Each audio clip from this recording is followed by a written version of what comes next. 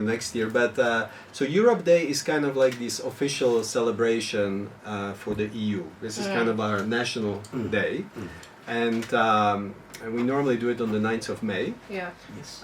And it sort of marks the beginning of the integration process. So when the countries started coming together in Europe after the war and all that, with the idea of basically making sure we never have conflict again.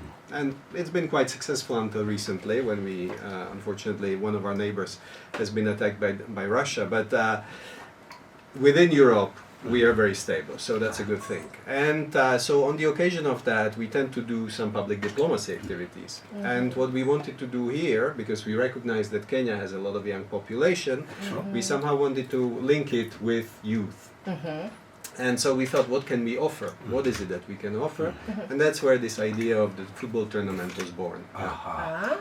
You've already, you're doing it in 4 major counties, Kilifi, we have Homa Bay, Marsabit and Nairobi. Why the 4 counties? Which criteria was used to come up with the 4 counties?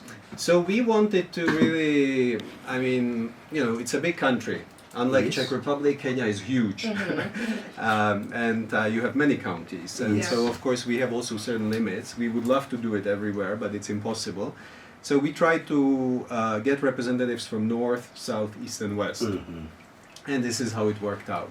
I think in case of Marsabit, there was a little bit sort of a special motivation, because we see this county and generally the northern parts, I think, of Kenya is a little bit neglected, frankly speaking, historically. So our interest here is to connect and to create opportunities and to empower.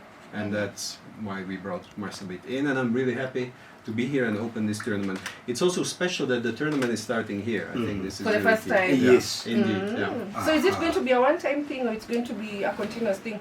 Well, that's a good question. You put me on a tough spot. I don't want to promise something here. The ambassador will come back to me afterwards and say, how could you say that? No, but I think we are putting our toe into the water. Nice. And we are trying to see how it's going to run. I think our ambition would be to continue also in future.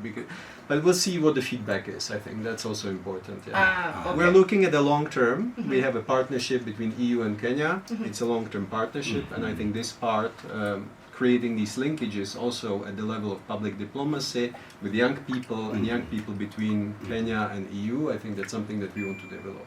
Yeah. Okay. So kama umefungulia radio sai, maybe you're tuning in also live. I know the guys